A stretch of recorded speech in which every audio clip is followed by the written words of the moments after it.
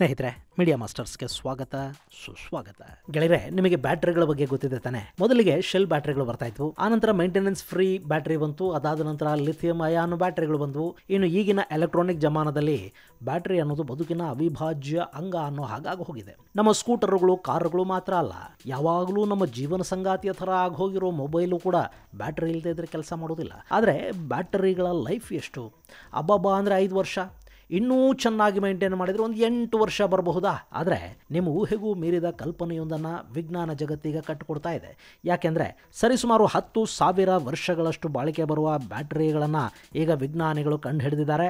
ಅದಕ್ಕೆ ಬಳಕೆಯಾಗೋದು lithium ion ಅಲ್ಲ, ಬದಲಿಗೆ ಡೈಮಂಡು.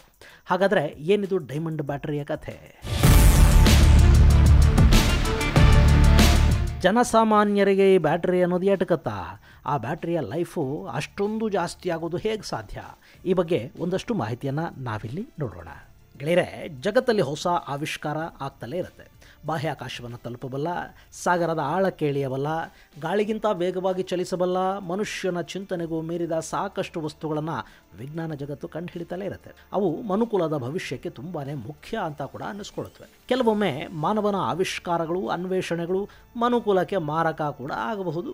ಮನುಷ್ಯ ಒಂಥರ ಮೊದಲಿಂದಲೂ ಹೊಸತನ್ನು ಹುಡುಕೋದರಲ್ಲಿ ನಿರತನಾಗಿದ್ದಾನೆ. ಹೀಗಾಗಿ ಈ ಹುಡುಕಾಟ, ಸಂಶೋಧನೆಗಳು ನಡೀತಲೇ ಇರುತ್ತವೆ. ಈಗ ಅಂಥದ್ದೇ ಒಂದು ವಿಶೇಷವಾದ ವಸ್ತುವನ್ನು ಸಂಶೋಧಕರು ಕಂಡುಹಿಡಿದಿದ್ದಾರೆ. ಅದೇ ಕಾರ್ಬನ್ ಡೈಮಂಡ್ ಬ್ಯಾಟರಿ. ಗೆಳೆಯರೆ, ನಮಗೆಲ್ಲ ಬ್ಯಾಟ್ರಿಗಳ ಬಗ್ಗೆ ತುಂಬಾ ಪರಿಚಯ ಇದೆ. ಅದರಲ್ಲೂ ಕಾರು ಮತ್ತು ಬೈಕ್ಗಳನ್ನು ಬಳಸೋರಿಗೆ ಬ್ಯಾಟ್ರಿಯ ಮಹತ್ವ ಎಂಥದ್ದು ಅನ್ನೋದು ಚೆನ್ನಾಗಿ ಗೊತ್ತಿರುತ್ತೆ. ಆದರೆ ಈ ಬ್ಯಾಟ್ರಿಗಳು 1 ವರ್ಷಕ್ಕೋ 2 ವರ್ಷಕ್ಕೋ 3 ವರ್ಷಕ್ಕೋ ಹಾಳಾಗಿ ಹೋದಾಗ ಅವುಗಳನ್ನು ನೋಡಿ ಯಾವನಾದರೂ ಒಂದು 10 ವರ್ಷ ಬಾಳಿಕೆ ಬರೋ ಬ್ಯಾಟ್ರಿಗಳನ್ನು ರೆಡಿ ಮಾಡಬಾರ್ದೇ ಅಂತ ಅನ್ನಿಸದೇ ಇರೋದಿಲ್ಲ. ವಿಚಿತ್ರ ಏನು ಗೊತ್ತಾ? ಈಗ 10 ವರ್ಷ ಅಲ್ಲ, 10,000 ವರ್ಷಗಳ ಕಾಲ ವಿದ್ಯುತ್ತನ್ನು ಉತ್ಪಾದನೆ ಮಾಡುತ್ತಲೇ ಇರುವಂಥ ಬ್ಯಾಟರಿಯೊಂದರ ಅನ್ವೇಷಣೆ ಆಗಿದೆ. ಈ ಮೂಲಕ ಬಾಹ್ಯಾಕಾಶ ಸಂಶೋಧನೆಗೆ, ಅಂತರಿಕ್ಷ ಯಾನಕ್ಕೆ, ವೈದ್ಯಕೀಯ ಲೋಕಕ್ಕೆ ಅಗತ್ಯವಾಗಿ ಬೇಕಾಗುವ ಸಾಧನವೊಂದನ್ನು ಕಂಡುಹಿಡಿದಂತಾಗಿದೆ. ಅದೇ ಕಾರ್ಬನ್ ಡೈಮಂಡ್ ಬ್ಯಾಟರಿ. ಈ ಡೈಮಂಡ್ ಬ್ಯಾಟರಿಯಲ್ಲಿ ಕಾರ್ಬನ್ 14 ಹಾಗೂ ಡೈಮಂಡನ್ನು ಬಳಸಲಾಗುತ್ತೆ. ಈ 2 ಎಲಿಮೆಂಟುಗಳು ಕೂಡ ಪರಿಸರಕ್ಕೆ ಹಾನಿಯನ್ನೇನು ಉಂಟು ಮಾಡೋದಿಲ್ಲ, ಹಾಗೂ ಇವು ನೈಸರ್ಗಿಕವಾಗಿ ನಮಗೆ ಸಿಗೋದರಿಂದ ಇವುಗಳ ಉತ್ಪಾದನೆಗೆ ಹೆಚ್ಚು ಶ್ರಮ ಪಡಬೇಕಾದ ಅಗತ್ಯ ಕೂಡ ಇರೋದಿಲ್ಲ. ಇಂಥ ಅದ್ಭುತವನ್ನು ಸಾಧಿಸಿರುವುದು UKAEA ಅಂದರೆ university of Bristol and the UK atomic energy authority. ಈ 2 ಸಂಸ್ಥೆಗಳು ಸೇರಿ ಈ ಸಂಶೋಧನೆಯನ್ನು ಮಾಡಿವೆ. ಈ ಸಂಶೋಧನೆಯ ಫಲವಾಗಿ ಜಗತ್ತಿನ ಮೊಟ್ಟಮೊದಲ ಡೈಮಂಡ್ ಕಾರ್ಬನ್ 14 ಬ್ಯಾಟರಿ ಸಿದ್ಧ ಆಗಿದೆ. ಅಲ್ಲ, ಬ್ಯಾಟರಿಯನ್ನು ಚಾರ್ಜ್ ಮಾಡದೇ ಇದ್ರೆ ಅದು ಹೇಗೆ 10,000 ವರ್ಷಗಳಿಗೂ ಹೆಚ್ಚು ಕಾಲ ವಿದ್ಯುತ್ತನ್ನು ಕೊಡ್ತಲೇ ಇರುತ್ತೆ ಅಂತ ನೀವು ಅಂದ್ಕೋತಾ ಇರಬೇಕು. ಗೆಳೆಯರೆ, ಇಲ್ಲಿ ಬಳಕೆ ಆಗ್ತಾ ಇರುವ ಕಾರ್ಬನ್ 14 ಎಲಿಮೆಂಟ್ ಇದೆ ನೋಡಿ, ಇದು ರೇಡಿಯೋ ಆಕ್ಟಿವ್ ಐಸೋಟೋಪ್ ಆಗಿದೆ. ಸಾಮಾನ್ಯವಾಗಿ ಕಾರ್ಬನ್ನಲ್ಲಿ ಅತಿ ಹೆಚ್ಚು ವಿಕಿರಣವನ್ನು ಹೊರಸೂಸುವ ಎಲಿಮೆಂಟು ಈ ಕಾರ್ಬನ್ 14. ಇದು ಎನರ್ಜಿಯನ್ನು ಬಿಡುಗಡೆ ಮಾಡ್ತಾ ಇರುತ್ತೆ. ಹೇಗೆ ಅಣು ಇಂಧನದಲ್ಲಿ ಎನರ್ಜಿ ಬಿಡುಗಡೆ ಆಗುತ್ತಲೇ ಇರುತ್ತೋ ಅದೇ ಥರ ಈ ಕಾರ್ಬನ್ 14 ಕೂಡ ಕೆಲಸ ಮಾಡುತ್ತೆ. ಇನ್ನು ಕಾರ್ಬನ್ 14ನ ಮಹತ್ವ ಏನು ಅಂದರೆ, ಇದು ಅರ್ಧದಷ್ಟು ಕರಗೋದಕ್ಕೆ ಸರಿಸುಮಾರು 5,700 ವರ್ಷಗಳು ಬೇಕಾಗತ್ವೆ. ಅಂದರೆ ಅರ್ಧ kg ಕಾರ್ಬನ್ 14 1/4 kg ಆಗಬೇಕು ಅಂದರೆ ಸುಮಾರು 5,700 ವರ್ಷ ಹಿಡಿಯುತ್ತೆ.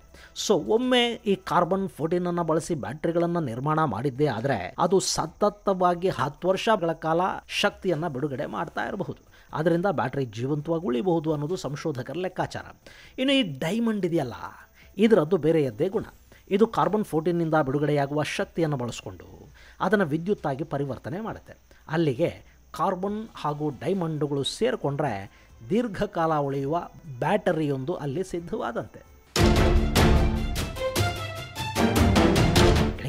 ಈ ರೀತಿಯ ದೀರ್ಘಕಾಲೀನ ಬ್ಯಾಟರಿಗಳ ಅಗತ್ಯ ಇರೋದು ಭೂಮಿಯಿಂದ ದೂರದಲ್ಲಿ ಸಂಶೋಧನೆಗಳನ್ನು ನಡೆಸ್ತಾರಲ್ಲ ಅಲ್ಲಿಗೆ. ಉದಾಹರಣೆಗೆ, ಯಾವುದಾದ್ರೂ ಒಂದು ಆಕಾಶಯಾನವನ್ನು ನಮ್ಮ ಭೂಮಂಡಲದಿಂದ ಹೊರಗೆ ಕಳುಹಿಸಿ ಇಡೀ ಸೌರಮಂಡಲದ ಅಧ್ಯಯನವನ್ನು ಮಾಡಿ ಆ ಬಳಿಕ ಅದು ಇಂಟರ್ಸ್ಟೆಲ್ಲರನ್ನು ದಾಟಿ ಇನ್ನೊಂದು ಸೌರಮಂಡಲದವರೆಗೆ ಹೋಗಬೇಕು ಅಂದರೆ ಅದಕ್ಕೆ ಹೆಚ್ಚಿನ ಶಕ್ತಿ ಅಗತ್ಯ ಇರುತ್ತೆ. ಅಷ್ಟೇ ಅಲ್ಲದೆ ಅಲ್ಲಿ ಪದೇ ಪದೇ ಬ್ಯಾಟ್ರಿ ಚಾರ್ಜ್ ಮಾಡೋದಕ್ಕಾಗೋದಿಲ್ಲ ನೋಡಿ. ಜೊತೆಗೆ ಅದು ಎಷ್ಟು ವರ್ಷಗಳ ಕಾಲ ಆಗಸದಲ್ಲಿರುತ್ತೋ ಅಷ್ಟೂ ವರ್ಷಗಳ ಕಾಲ ಅದರಲ್ಲಿನ ಬ್ಯಾಟ್ರಿ ಕೂಡ ಜೀವಂತವಾಗಿರಬೇಕು.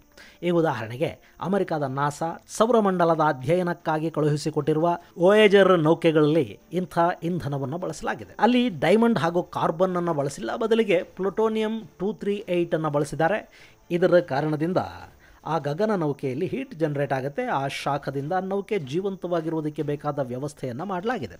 ವಾಯೇಜರ್ ನೌಕೆಯಲ್ಲಿ ಥರ್ಮೋ ಎಲೆಕ್ಟ್ರಿಕಲ್ ಜನರೇಟರ್ಗಳನ್ನು ಅಳವಡಿಸಿರೋದ್ರಿಂದ ಈ ಪ್ಲೂಟೋನಿಯಂ 238ನಿಂದ ಉಂಟಾಗುವ ಶಾಖವನ್ನು ವಿದ್ಯುತ್ತಾಗಿ ಅದು ಪರಿವರ್ತಿಸಿಕೊಳ್ಳುತ್ತೆ. ಇನ್ನು ಈ ಪ್ಲೂಟೋನಿಯಂ 238 ಇದೆಯಲ್ಲ, ಇದು ಕರಗೋದಕ್ಕೆ ಸರಿಸುಮಾರು 87.7 ವರ್ಷಗಳು ಬೇಕಾಗುತ್ತವೆ. ಅಂದರೆ 1 kgಯಷ್ಟು ಪ್ಲೂಟೋನಿಯಂ 238 ಇದ್ದರೆ ಅದು ಅರ್ಧ kg ಆಗೋದಕ್ಕೆ ಬರೋಬ್ಬರಿ 87.7 ವರ್ಷ ಬೇಕು. ಇಂಥ ವಸ್ತುಗಳನ್ನು ಬಳಸಿ ಸದ್ಯಕ್ಕೆ ಅಂತರಿಕ್ಷ ಸಂಶೋಧನೆಗಳನ್ನು ಮಾಡಲಾಗ್ತಾ ಇದೆ. ಸೊ ಈಗ ಕಂಡು ಹಿಡಿಯಲಾಗ್ತಾ ಇರುವ ಡೈಮಂಡ್ ಕಾರ್ಬನ್ 14 ಬ್ಯಾಟರಿಗಳು ಈ ಪ್ಲೂಟೋನಿಯಂಗಿಂತ ಹೆಚ್ಚು ಕಾಲ ಶಕ್ತಿಯನ್ನು ಉತ್ಪಾದನೆ ಮಾಡೋದ್ರಿಂದ ಅವುಗಳನ್ನು ಮುಂದಿನ ಪರೀಕ್ಷೆಗಳಿಗೆ ಬಳಸುವ ಸಾಧ್ಯತೆ ಇರುತ್ತೆ. ಇನ್ನು ಈ ಬ್ಯಾಟರಿಗಳು ದೊಡ್ಡ ಪ್ರಮಾಣದಲ್ಲಿ ವಿದ್ಯುತ್ ಉತ್ಪಾದನೆ ಮಾಡುತ್ತವಾ? ಹಾಗೇನಾದರೂ ಆದರೆ ನಾವು ಅತ್ಯಂತ ಸುಲಭವಾಗಿ ಗ್ರೀನ್ ಎನರ್ಜಿಯನ್ನು ಪಡ್ಕೊಂಡು ಬಿಡಬಹುದಲ್ವಾ? ಹಾಗೆಯೇ ಹೇಗೆ ಸೂರ್ಯನ ಶಾಖವನ್ನು ಸೋಲಾರ್ ಪ್ಲಾಂಟ್ಗಳು ವಿದ್ಯುತ್ತಾಗಿ ಪರಿವರ್ತಿಸ್ತಾ ಇವೆಯೋ ಅದೇ ಥರ ಕಾರ್ಬನ್ 14 ಶಕ್ತಿಯನ್ನು ಡೈಮಂಡ್ ವಿದ್ಯುತ್ತಾಗಿ ಪರಿವರ್ತಿಸಿದರೆ ಅಲ್ಲಿ ನಾವು ನವೀಕರಿಸಬಹುದಾದ ಇಂಧನ ವಲಯದಲ್ಲಿ ದೊಡ್ಡ ಸಾಧನೆಯನ್ನು ಮಾಡಿದಂತಾಗೋದಿಲ್ವಾ ಅನ್ನೋ ಕುತೂಹಲ ಸಾಕಷ್ಟು ಜನರನ್ನು ಕಾಡಬಹುದು. ಗೆಳೆಯರೆ, ಸದ್ಯಕ್ಕೆ ಈಗ ಕಂಡುಹಿಡಿದಿರುವ ಬ್ಯಾಟರಿ ತುಂಬಾ ಚಿಕ್ಕದಾಗಿದ್ದು ಅದರಲ್ಲಿನ ಶಕ್ತಿ ಕೂಡ ಭಾರಿ ಪ್ರಮಾಣದಲ್ಲೇನೂ ಇಲ್ಲ. ಆದರೆ ಈ ಬ್ಯಾಟರಿ ಗೃಹ ಬಳಕೆಗೆ ಬೇಕಾಗುವಷ್ಟು ಎಲೆಕ್ಟ್ರಿಸಿಟಿಯನ್ನು ಉತ್ಪಾದಿಸುವ ಶಕ್ತಿಯನ್ನು ಹೊಂದಿದೆ. ಹೀಗಾಗಿ ಇದು ಅತ್ಯಂತ ಅವಶ್ಯಕ ವಸ್ತುಗಳಿಗೆ ವಿದ್ಯುತ್ತನ್ನು ಕೊಡೋದಕ್ಕೆ ಬಳಕೆ ಆಗಬಹುದು. ಅಷ್ಟೇ ಅಲ್ಲದೆ ಈ ಬ್ಯಾಟರಿಯ ಸಿದ್ಧತೆ ಈಗ ಮೊದಲ ಹಂತದಲ್ಲಿದೆ. ಸೊ ಮುಂದಿನ ದಿನಗಳಲ್ಲಿ ಈ ಬ್ಯಾಟರಿಗೆ ಇನ್ನಷ್ಟು ಬದಲಾವಣೆಗಳನ್ನು ತಂದರೆ ಇದರಿಂದ ಕಾರುಗಳು ಕೂಡ ಚಲಿಸುವ ಹಾಗೆ ಮಾಡೋದಕ್ಕೆ ಸಾಧ್ಯ ಆಗುತ್ತೇನೋ. ಆ ಮೂಲಕ ದೊಡ್ಡ ಪ್ರಮಾಣದಲ್ಲಿ ವಿದ್ಯುತ್ ಉತ್ಪಾದನೆ ಆದರೆ ಅದು ಜಗತ್ತಲ್ಲೊಂದು ದೊಡ್ಡ ಕ್ರಾಂತಿಗೆ ಕೂಡ ಕಾರಣ ಆಗಬಹುದು. ಇನ್ನು ಈ ಕಾರ್ಬನ್ ಕೂಡ ರೇಡಿಯೇಷನನ್ನು ಬಿಡುಗಡೆ ಮಾಡುತ್ತೆ. ಹೀಗಿರುವಾಗ ಇದು ಕೂಡ ಅಪಾಯಕಾರಿ ಅಲ್ಲವೇ? ಗೆಳೆಯರೆ, ಈ ರೇಡಿಯೋ ಆ್ಯಕ್ಟಿವ್ ರೇಡಿಯೇಷನ್ಗಳು ನೇರವಾಗಿ ಮನುಷ್ಯನ ಸಂಪರ್ಕಕ್ಕೆ ಸಿಕ್ಕಿದರೆ ಅದರಿಂದ ಮನುಷ್ಯನಿಗೆ ಸಾಕಷ್ಟು ತೊಂದರೆಗಳಾಗುತ್ತವೆ. ಅಲ್ಲಿ ಕ್ಯಾನ್ಸರ್ನಂಥ ಮಾರಕ ಕಾಯಿಲೆಗಳು ಬರೋ ಸಾಧ್ಯತೆ ಇರುತ್ತೆ. ಆದರೆ ಇಲ್ಲಿ ಏನಾಗುತ್ತೆ ಅಂದರೆ ಈ ಕಾರ್ಬನ್ 14 ಬಿಡುಗಡೆ ಮಾಡುವ ರೇಡಿಯೋ ಆ್ಯಕ್ಟಿವ್ ಎನರ್ಜಿಯನ್ನು ಡೈಮಂಡ್ ಹೀರಿಕೊಂಡು ಆ ರೇಡಿಯೋ ಆ್ಯಕ್ಟಿವ್ ಎನರ್ಜಿಯನ್ನೇ ವಿದ್ಯುತ್ತಾಗಿ ಅದು ಬದಲಾಯಿಸೋದ್ರಿಂದ ಮನುಷ್ಯನಿಗೆ ಇದರಿಂದ ಯಾವ ಸಮಸ್ಯೆ ಮತ್ತು ಅಪಾಯನೂ ಇರೋದಿಲ್ಲ ಅಂತ ವಿಜ್ಞಾನಿಗಳು ಹೇಳ್ತಾ ಇದ್ದಾರೆ. ಇನ್ನು ಈ ಕಾರ್ಬನ್ 14 ಇದೆಯಲ್ಲ, ಇದನ್ನು ಅಣ್ವಸ್ತ್ರ ಸ್ಥಾವರಗಳಲ್ಲಿನ ಅಣುತ್ಯಾಜ್ಯದಿಂದ ಪಡ್ಕೊಳ್ಳೋದಕ್ಕೆ ಸಾಧ್ಯ ಆಗುತ್ತೆ ಅಂತ ಹೇಳ್ತಾ ಇದ್ದಾರೆ. ಈ ವಸ್ತು ಗ್ರಾಫೈಟ್ನಿಂದ ಕೂಡ ಸಿಗುತ್ತೆ. ಹೀಗಾಗಿ ಇದರ ಉತ್ಪಾದನೆ ತುಂಬ ಕಷ್ಟ ಏನಾಗಲಾರದು ಅಂತ ಹೇಳಲಾಗ್ತಾ ಇದೆ. ಇನ್ನು ವಜ್ರ ಹಾಗೂ ಅದರ ಬಳಕೆ. ಗೆಳೆಯರೆ, ಈಗ ಕಂಡು ಹಿಡಿದಿರೋ ಬ್ಯಾಟರಿಗೆ ತುಂಬ ದೊಡ್ಡ ಪ್ರಮಾಣದ ವಜ್ರ ಏನು ಬೇಕಾಗೋದಿಲ್ಲ.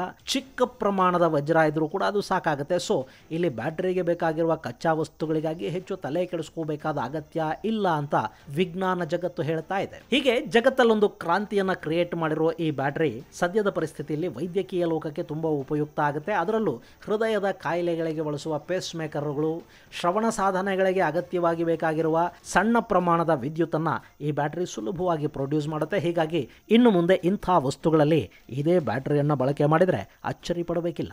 ಇನ್ನು ಮುಂದಿನ ದಿನಗಳಲ್ಲಿ ಬ್ರಿಟನ್ನ ಸಂಶೋಧಕರು ಇದನ್ನು ಇನ್ನಷ್ಟು ದೊಡ್ಡ ಪ್ರಮಾಣದಲ್ಲಿ ನಿರ್ಮಾಣ ಮಾಡೋದಕ್ಕೆ ಸಿದ್ಧ ಆಗ್ತಾ ಇದ್ದಾರೆ.